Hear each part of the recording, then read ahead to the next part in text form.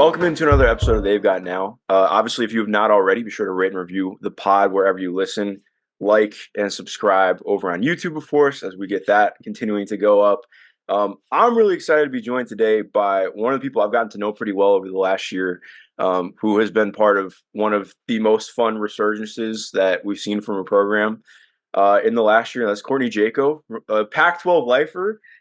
Courtney, I think first and foremost, I have to ask, how the hell are you feeling about spending so much time in the Midwest next year, even though you're still in California? Hey man, like I'm up for new challenges in my life, and so the Pac-12 has been really good to me. It's been a huge part of my life. Obviously, played for USC, played in the Pac-12 conference, and then got the chance to be able to coach and um, to be able to leave it as Pac-12 champs is pretty nice, but really unfortunate how things kind of ended up just because the conference was super competitive. But I think all of us are ready for a new challenge and going to the Midwest and going to schools that I've never gotten the chance to see and compete in. And so overall, I think I'm really excited about it and up for the new challenge. Yeah, I think part of what's been really fun is just like watching the way that everything is getting assembled in the Big Ten has been pretty wild as well. Obviously, you guys made quite a few things shake, which we'll get into for sure. But yeah, I'm just excited to watch the competition next year because Yeah. it's going to be absolutely nuts. And I'm excited for you guys because, I mean, like, it's my job. So I was always watching, I've found every back channel possible to watch Pac-12 games. But like now it's like everybody gets to watch USC and UCLA play. So I'm very excited about that. Yeah, I do want to. Oh, go ahead. I was just gonna say it's gonna be exciting times. I mean, especially the rivalry that's gonna go on in LA. I know everybody was kind of talking about that yesterday on Twitter. Um, so excited for what's ahead, but just in general, I know the competition in the Big Ten is going to be really competitive as well, and so we're excited for it and ready to take on some new challenges. Absolutely. Well, I want to start by going backwards a little bit before we talk about going forwards. Obviously, like I said, Pac-12 lifer, but came up in Cali too. Went to Windward with Jordin Canada, which for those who aren't aware, Windward is like, I mean, that is like one of the pinnacle places you can play basketball prep wise in California. Um, Especially when you look back and see the way that that school's evolved and like how big it is now continually. Obviously, it was big when you were there, but now it's like it's continued to get better and better. What do you kind of take from that? Like, obviously, it's in some ways like probably don't feel that far removed from it, but then you look back, you're like, man, that's actually a lot longer ago than I realized. Well, yeah, my 10-year high school reunion was a couple years ago now, so now I'm like, ooh, I am getting up there. Uh, but it's kind of cool. I mean, our group wanted to write our own kind of story, and I think there's a lot of programs in the Southern California um, region that have had a lot of success in the past. I mean, you're talking about Modern Days, Long Beach Polys, kind of all of those schools that have been really good, really competitive for a long time. And we knew with Windward, we kind of got the chance to be able to start something new. And it's kind of cool to see how it's evolved since then. Um, and really good players have been able to come through there and extend their careers, go to college and even beyond in the WNBA and just play overseas as well. And it's been awesome. I mean, I go back there a lot. Obviously, have to go for work to recruit, but I still have just long lasting friendships at the admin level, and just all the support that I had there was something that I probably couldn't have imagined when I was 13 years old and checking into the school. Yeah, All those people have been extremely supportive of me and just what I'm doing, and yeah, I'm just will always be kind of a lifelong fan of that school, but it's really cool to see how that's kind of transformed over the last decade into one of the premier powerhouses in Southern California. So um, yeah, I mean, all in all, it's been great to see other young players want to write their own story and go through Windward and just kind of create buzz in that small private school kind of realm.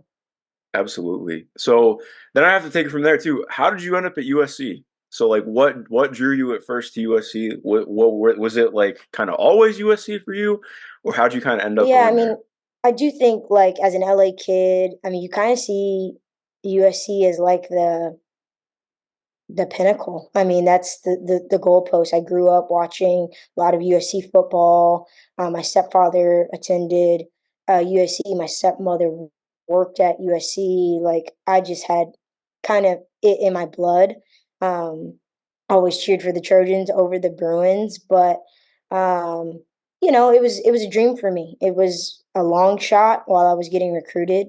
I was mostly at the kind of like high mid major level, low Pac-12, and so USC was definitely a long shot. But I knew academically I would be able to hold my own, and I just kind of had to prove myself basketball wise. But I was a small guard, known as like more of a shooter rather than a point guard, which kind of put me in a tough spot in my recruiting, just because I didn't have the stature as a true combo guard at that point.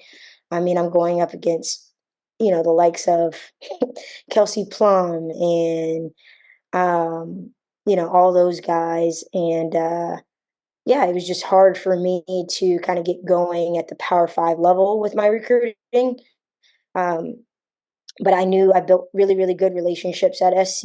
I felt that they were genuine, and I just kept trying to improve the most that I could, work on my body, get stronger, all that kind of stuff to be able to get an offer for them. And then ultimately, literally the last game of my AU career, they came around and finally offered. And it was crazy because I had visits set up everywhere else Yeah. and, ready to go through that whole process. But once they came with the offer, it was pretty much a done deal. And so, um, like I said, it was always a dream come true for me. A kid from LA wanting to play in their backyard. Um, I have a huge family, so having them be able to see me play meant a lot to me. Um, and then just being able to represent all of the Trojan athletes that have come before me, the legacy there, the huge tradition, um, just was a dream for me. So, like I said, when I finally got the offer, it was a no brainer. Yeah. No, and it's interesting hearing that too because going back and obviously like watching stuff from when you were there, you ended up one of the best shooters in program history, in Pac-12 history. And you mentioned academics too, multiple time Pac-12 all academic. Got to throw that in there. In terms of like acclimating to that level and getting used to it, like what was that like coming in? Because again, like I know with where SC was at in the early 2010s, like kind of finding that level. What was that like for you? Yeah, it was hard. I mean, the summer going into my freshman year was really, really hard for me. Like it was a complete 360 because, like I said, I tried to do what I could, changing my body, getting in the weight room, all that stuff, but nothing could kind of prepare me for what was coming ahead. And I give a lot of credit to my strength and conditioning coach, Coach D, who actually is on staff now, which is Oh, pretty that's cool awesome. moment. But when I first got there, I was probably less than 110 pounds, and like I said, really small in stature, probably 5'4" on a good day. And so I couldn't even work out with the team for the first month. It was just like me and Coach D, like individual workouts, changing my diet, trying to get me to gain, as much weight as possible, as much muscle as possible before we started. And that was really, really hard. I was sore for like, I don't know, it felt like 2 months. Like the summer was brutal. Um, but once we started to play, I started to like understand a little bit more my role, what it looks like, and um, kind of how I could make a career out of, my position. And so freshman year, we actually won the Pac-12 uh, conference tournament. We were the first team to win 4 games in 4 days, which was insane. I think going into it, we had a losing record. So if we did not win, that would have been the end of our season for sure. Um, but ended up going in there and winning that whole thing and going in the NCAA tournament. So my freshman year was kind of like a whirlwind, but it was incredible. We had really, really great leadership. Cassie Harberts was a senior on the team at the time and incredible player, and just showed the ultimate, you know, leadership within that year and really in that March, um, just tournament time in general. And so that was great. And then my junior year, I kind of started to transition to, okay, you might have to play point guard a little bit now. And so that was something I fought for a really, really long time, because I've always played with really, really great point guards. I mean, Yeah. in high school, I grew up playing with Jordin Canada, my best friend, but she made my life so easy because I kind of just stood there and it was like target practice. I mean, she would give me any shot that I wanted. And so, um, having to think to do that for somebody else was something I was like not for. Yeah. Uh, but ended up making that transition, and it ultimately kind of was the best for my career. Especially, I only had a short, professional career, but I did have to play the one, and so that kind of set me up for that. And yeah, I mean, they were they were hard times. Like I can't lie to you. A lot of people coming in and out of our program just trying to figure out culturally what's important to us and how are we going to build this thing from the ground up. And I'm happy to say, like during the time it was really, really hard, but I'm happy to say that I was a part of those kind of the founding years of that. And now that I'm on staff now and seeing the complete 360 that we've made, it's kind of made me appreciate it a little bit more. So um like I said, I think we really, in a moment, it was really, really difficult to kind of build that thing and change our culture and get the right people in and understand the tradition of USC and just the legacy and all that kind of stuff. Um, but now seeing, the program where it is now, at least from an alum standpoint, it's like you can appreciate it a little bit more. No, absolutely. A lot of really awesome stuff to dive into there, but I want to start first. You mentioned like obviously coming up with Jordin and she goes to UCLA. So what was that like having to go from, okay, well, we're playing with each other every single day to now it's like, all right, well, we have to play against each other, not just play against each other. Like this is a rivalry. So what was that like for you kind of taking that in? Sure. Yeah, and I think it was weird definitely at first, but our relationship started way earlier than that, probably when we were like 8 or 9. Mhm. She played for a rival AAU team, GBL Lady Rebels. I played for Monterey Park Heat, which then turned to Cal Sparks, but we hated each other. And so that's how we grew up. I mean, we played in these tournaments. We were always the two best teams. We would always meet in the championship. And one weekend they would win it. The next weekend we would win it. And it would just go back and forth like that. And so it actually wasn't too weird because that's Mhm. how we grew up playing, which was kind of cool. Um, but we would always kind of joke about, what are we going to do? What are you going to do? Are you going to score this many points? I'm guarding you. What plays are you running? Just joke kind of like that before we played each other. But outside of playing each other, were super supportive of one another, which was um, kind of cool. You don't necessarily get that. And so that kind of gave us a really good foundation for where we're at in our friendship now. Um, but yeah, I mean, when we were in between lines and playing against each other, we hated each other, and then outside of that, we were always very supportive of one another, which is kind of a cool dynamic. I love that. Especially like you mentioned too, in terms of making the shift to playing the one. Um, I think it's easy, like people can like hear that and be like, okay, well, yeah, you're playing point guard now, so you got to pass more. But like, what went into that for you of going of absorbing that and not just being like, okay, well, I'm going to be playing here, but like getting good at it because it's But different. It's just completely different reads doing a lot of different stuff. I think, yeah, I think ultimately I wanted to play. I think I wanted to do anything that I could to be able to get on the floor, and so I think I just embraced, if that is what's going to help the team, if that's what's best for the team, then I kind of have to adapt and adjust to that. My junior year, when I made that transition, we had a really, really good post player. She plays for the Fever now, Timmy Fagbenley. I mean, she was incredible. Just had a crazy motor. I mean, I know you guys are fans of the WNBA. I've watched the Fever play a lot because they're on TV a lot, but um, just probably a great counterpart to Caitlin Clark because she runs the floor and Caitlin can pass that thing. And, that's her strong suit. And we kind of wanted to play to her strengths and be able to get her the ball on the move, and obviously in space as well. So,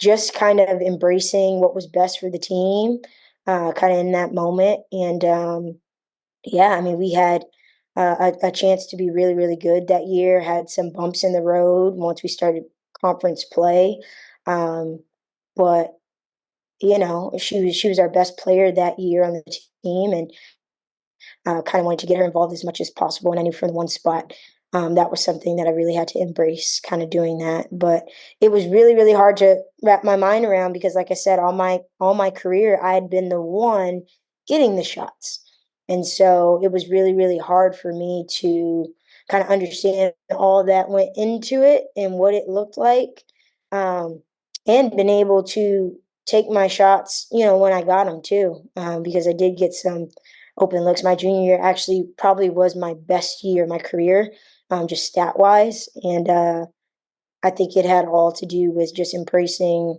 what the team needed and what was kind of best for our team.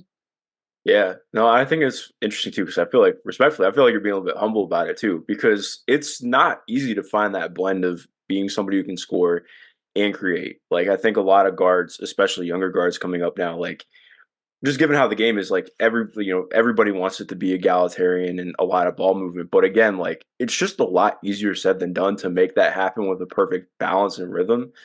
So like again, like when you're like trying to figure out like, okay, well, what was like maybe the biggest learning curve or adjustment and figuring out how to get everybody the ball, but also find your own shots within that offense. Yeah, I mean, I think from the point guard spot, like you have to know what everybody is supposed to be doing, where everybody's is supposed to be, and you're kind of the leader on that team. And for a lot of my kind of career, I just led by example. I was always in really, really good shape, always finished first in like running, and I didn't really have to talk as much. Hmm. And so that was the biggest part, just being able to use my voice, and be a leader kind of on the floor, get everybody organized, um, and kind of, you know, lead with my voice instead of just leading by my actions, and by being a really good example. That was probably the biggest thing that I had to learn.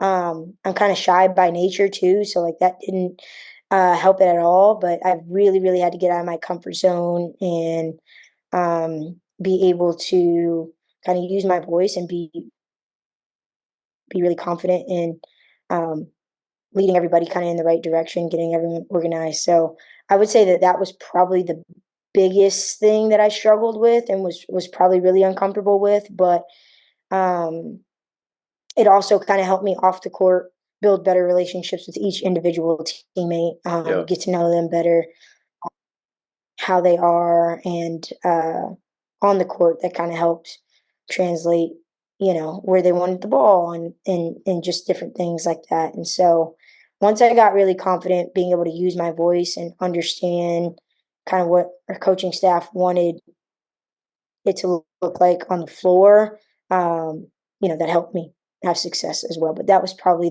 the part I was most uncomfortable with, if I'm being honest. Yeah, no, I love that. I think it's that's such a great point because like, it's one thing to be vocal on the court, but it's another to like figure out how to be vocal off the court in a way that impacts the court too.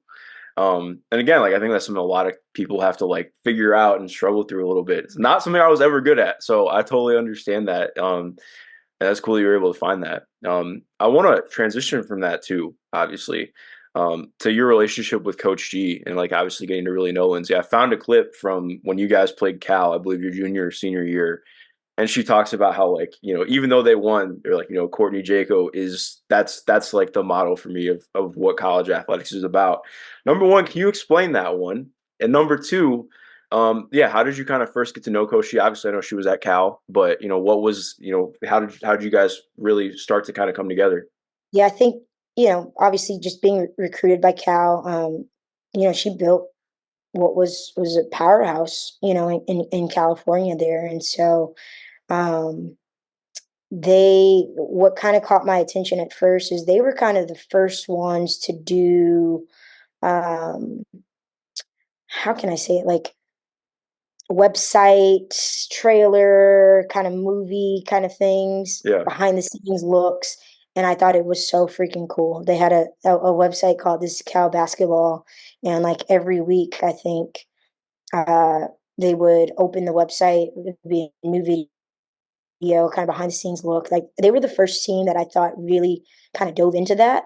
And I just thought it was super sick. And it just happened to be the year that they went to the Final Four. And so, um, obviously, through my recruiting process, really got a chance to get to know Lindsay. And the part that was, you know, kind of cool to me is that it felt supernatural talking to her. Like sometimes you get on the phone with coaches and you're like, I don't know, this is Yeah. coach weird. Like it felt really, really natural. And she was so easy to talk to. Um, it felt like I knew her for a really, really long time. And so her ability to be able to, meet me where I was and get to know each other, I thought was really, really cool. That, as a head coach. And I couldn't say that a lot of people in the country were able to do that through my recruiting process. So that was something that really just stuck out to me. And really wanted to get offered by Cal. She's probably going to get mad at me saying this, but didn't get that offer from Cal. Was waiting on Kelsey Plum to make a decision, which rightfully so. She's the number one guard in our class, and she was trying to figure out what she was going to do, explain kind of the scholarship situation, which I totally understood. But I wanted to go to Cal, so bad, just because of the relationship I had with her. Just felt academically it would be a really good fit, and I could do a really good job there. And so, um, fast forward a couple years, obviously played against her for 4 years and still kept in touch. And after games, we would play them. I would always catch up with her and make sure I spoke. And that clip that you saw was actually my senior year. That was my last game ever, my last college game. Yeah. And so uh, I had the utmost, just respect for her to be able to go out of her way and say something like that after a first round win, in the Pac-12 tournament, because obviously they, as a team, they had their eyes set on something else, but just that was something that I really appreciated in the moment, and I made sure to kind of reach out and just let her know, that meant a lot to me. Um, and so then she went to the Cavs, and that was just, really groundbreaking in the women's basketball world, because there weren't a lot of female coaches in the NBA at the time. It was still kind of a new um, opportunity, and so it was huge for her to be able to go on the scene and not only be, involved, but be on the first bench as an assistant coach in the NBA. It really doesn't happen a lot. And um, when she got the job, I remember her reaching out to me, make sure, I had her new number and all of that, and we just kept in contact since then. And I kind of bounced around a few jobs. I did an internship at Stanford. Um, I played overseas and still trying to figure out what I wanted to do. I knew I wanted to get into coaching ultimately, and so I made sure to keep her as, kind of a close contact to bounce some ideas off of. And when I had a couple of opportunities in the NBA, I remember having a few conversations with her just about what does it look like to be um, a woman at that level, and what's a good opportunity, what's not, who has good leadership. And she kind of knew all the ins and outs of just everything from really high level because of her position with the Cavs. And so um, she was just a really, really great resource to me during that time. And went back to USC. I was video coordinator for Mark Track for 2 years. And when he announced his retirement, I knew they were going to put some feelers out, but wasn't sure, who they would land. And I always knew that USC could kind of be where we're at today with the right leader, and the right investment. And I think the administration at the time did a really great job at trying to find the right person, um, to kind of lead the group. And so when they announced Lindsay, I was like, oh my God, this is perfect. She's the perfect person for this job. Obviously, she's been proven to go to a bunch of different, schools and turn them around. And I probably was one of her first calls, which is something that I really appreciated as a young person. Um, and she kind of created this new player development role, in which I got my hands in a little bit of coaching, but also got my hands in a lot of the off the court stuff, recruiting, and just all the stuff behind the scenes. Um, that coaches do. And that was, really, really cool for me, to get that experience. But yeah, I mean, our relationship has kind of just evolved since then. She's been a huge mentor to me, and always kind of willing to push the envelope in terms of helping me achieve my own personal goals, which I appreciate as well.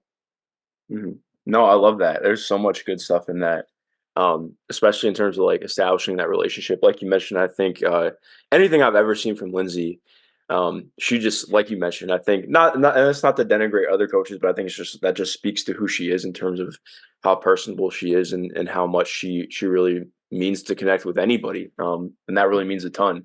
I think the more that I get older, the more I appreciate that kind of stuff and understand that it's not always that common. So it's really cool to find that. For Um, sure. I wanted to ask too, in terms of like, if I have this down correctly, you also VC'd for the Liberty for a couple years, right?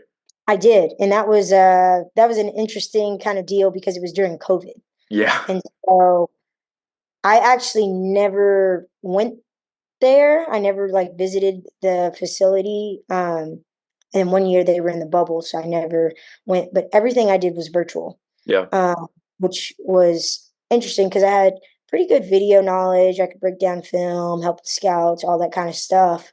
But it was a ton of phone calls, a ton of Zoom calls, trying to get the coaching staff what they needed.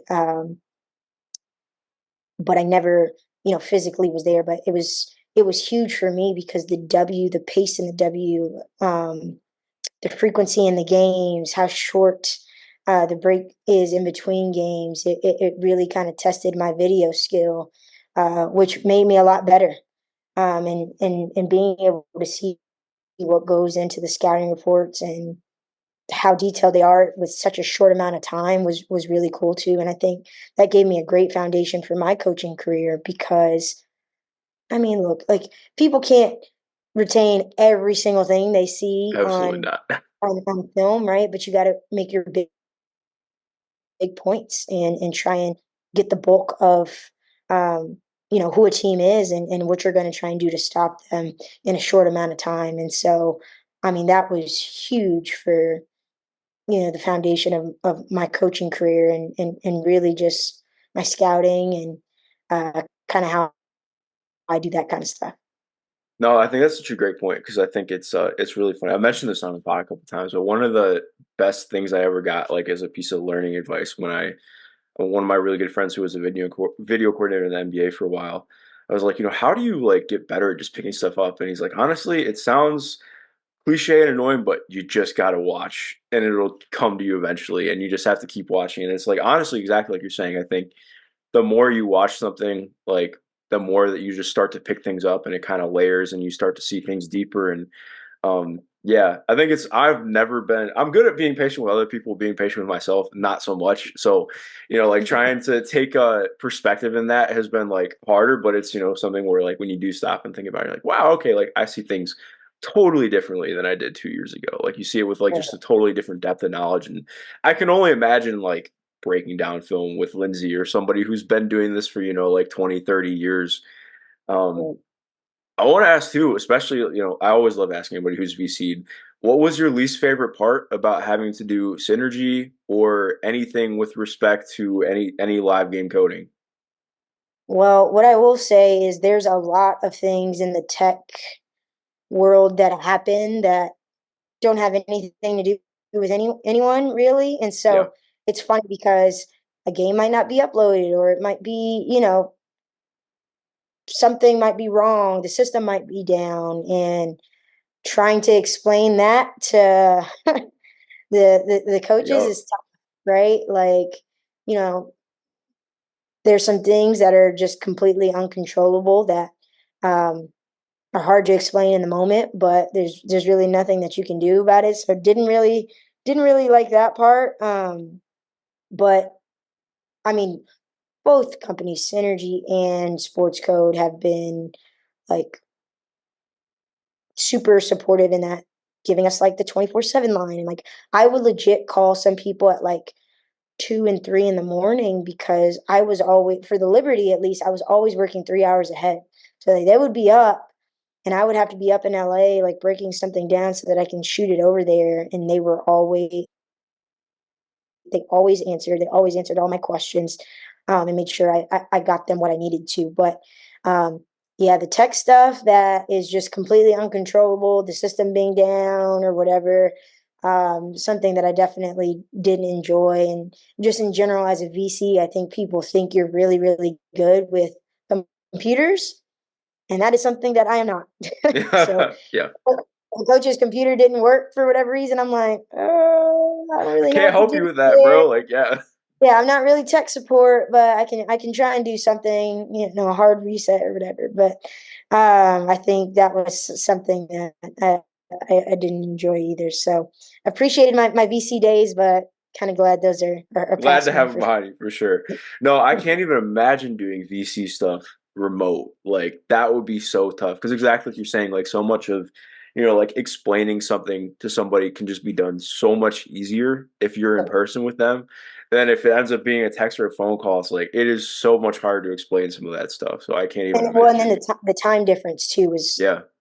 tough. And then there was one year, my first year, they were in the bubble, so they were actually, maybe that was in Florida. Hmm. Um, Still 3 hour difference, but it was just around the clock because they couldn't do anything else. It was really all about the hoop, and so the turnaround time for things was really quick. It wasn't only just scouts. Sometimes it was self evaluation. It could be on an individual basis or a group, um, thematic basis.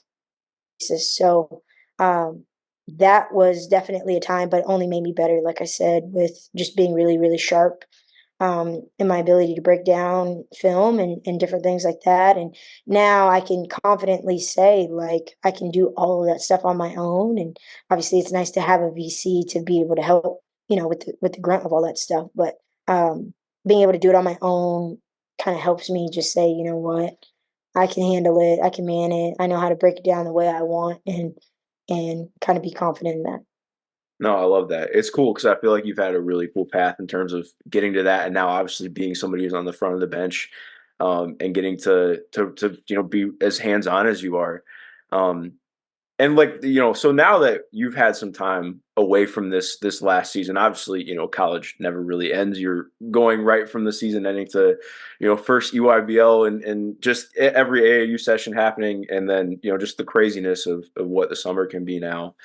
But now that we are a little bit removed from March, when you look back and think about what this season was for you guys, I think like again, you just have maybe the most unique perspective of anybody on staff with it because you were there. You were part of USC before it got to be at this level. And when you think about everything that went into these last couple of years into building to what it was this season, is there maybe like something that really stands out most to you looking back on it? Yeah, I mean, so many special moments. Hard to kind of pick out any particular one, but the one that I'm probably most proud of just as an alum, and just the growth in the last like decade, um, was probably beating UCLA at home in front of a sold out crowd. I mean, there were over 10,000 people in Galen, and it actually um, was the attendance record for any event at Galen Center, and Galen Center hosts a ton of things, not only the USC sports, but you're talking Kids' Choice Awards and graduations and concerts and different things like that. To be able to say every single seat was filled in there, and shoot, there were probably even extra people all down the aisles, just trying to get in the building. The excitement around that game, and also being able to beat them after shoot some years of coming up short with them was has been really special. Um, it's a game that I think all of our kids really understand the rivalry now. Um, we have a lot of kids from the city, and I think that take it really personal. And so, like I said, probably the most proud moment. I mean, but a ton of great moments. Juju's 51 at Stanford was unreal. Um, and I remember I'm like kind of superstitious with those kinds of things, but I brought a new pair of shoes on the road. I have a ton of shoes. That Um, makes two of us. I, Yeah. yeah, I brought a new pair of shoes on the road, and I was like, I think I'm going to wear them for that game. And so, um, when she got to 51 shoes, like those are my 51 point game shoes. Like I share that moment with kind of her, and I always joke about him. But I mean, that was super special. Winning the last ever Pac-12 tournament was really special. 10 years removed from when I won it as a player in 2014. That kind of full circle moment. Shoot, being able to advance to the Elite Eight in front of a sold out Galen Center crowd was really, really cool. Against Kansas. Really, really special moment as well. But a ton of just great memories. Obviously, really hard to pinpoint one. Um, but I think we had some bumps in the road, some growing pains for sure. I mean, Juju's really, really young, but going to have a great career. When we lost to UW at home, that was a turning point for us, and I think the season could have gone either way. Um, and we kind of chose, to up our game and to get better as individuals. And I was just really, really proud as not only a coach but as an alum, um, for the players on our team to say no, like we have the chance to do something special here, and we got to get better, and we have to challenge ourselves to say that this is the standard, this is the goal that we want to get to. And it was a gut check for a lot of people. And so I think in that moment, to have the maturity, and I mean, that's where the Ivy League players came in, and just their leadership, their maturity, their poise, um, to be able to say, hey, if this is where we want to go, like we have to make some changes. And so I think that was also a cool moment just to um, kind of see that we could have we could have let that loss really affect the rest of our season, but we chose to kind of let it affect us in the best way, and to get better and improve in the areas that we needed to, and really grow as a team. And so, like I said, ton of great moments. Um, but yeah, I think probably most proud of just the maturity and the growth from that point on, to say, hey, this is the goal that we want to get to, and we're gonna, be willing to do whatever we can to get to that point. Yeah, I think bringing up the Washington game is so interesting too, because that was the one that I looked at a ton where I was like, all right, this is where we're really going to find out what this group's about. Like, obviously, a lot of talent, but I think, and to be fair too, like I think every year, every team takes the Washington lump because they just play a style that is like not fun to play against in any way, shape, or form. And also like just a random shout too, like that team. I think people don't realize how good Washington was this year. They finished what, like 17 and 14 or something like that, but they had I think they played the most single digit games, like single digit finish games out of anybody in the Pac-12. They had like they had a stretch other than Arizona where I think they went to overtime. They played like 7 overtimes in a week. It was like crazy. They had such an unreal schedule this year. But point being, like that is a really tough game to come back from. And then the UCLA game happens after that. I think to me that was why that game stood out so much to me because I was like, to have that performance after what the first game was, and then having that Washington game, like that showed a lot of resilience. And I think um, that's why I was hitting your line so much this year because, like, you watching the way that you guys grew throughout the season was like, I was like, that's really special. Like, it's one thing to be a team that is, it's obviously very hard to be consistently dominant the entire year, but to like, be able to like continually go with the ebbs and flows of a season when you're still a pretty young group. That was really fun to watch, and definitely not a season I'm going to forget anytime soon.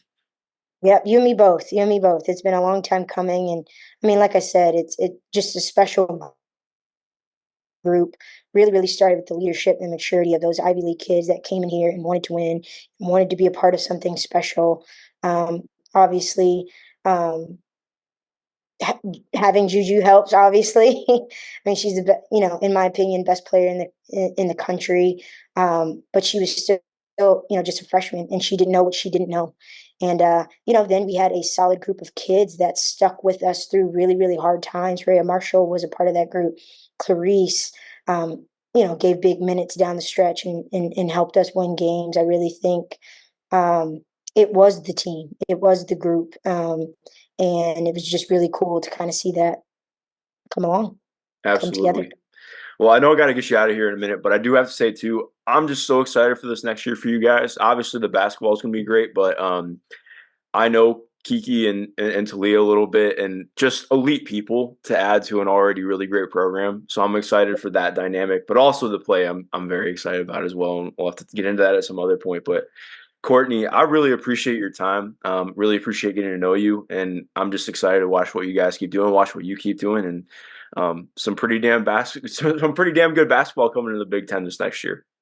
Yeah, man, we're really excited and appreciate you, Mark, for just everything you do for our game and the way you cover it. I think your analysis, with everybody is spot on, and I think people like you that are really intentional about covering women's basketball um, is just great for our growth, and it really has made the difference over the last few years and just covering the game and getting great stories out there. So shout out to you and shout out to everybody who's kind of a part of that.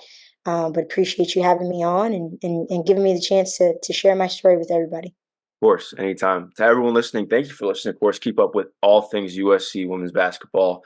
A lot of great stuff up ahead. And most importantly, have a great rest of your day.